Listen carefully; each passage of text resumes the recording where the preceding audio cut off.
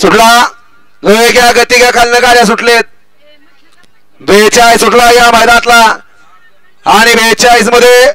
8 गाड्या पळतायत 8 जणात लढत चालू आहे कोण होते 42 बैलगाडी मालक सीमेला पात्र आता दोघात लढत चालू आहे मागच्या रानाला मागण्या चिकाटतोय का परंतु लढत झाली दोघात पलीकडनं गाडी आली काटा किर लढत झाली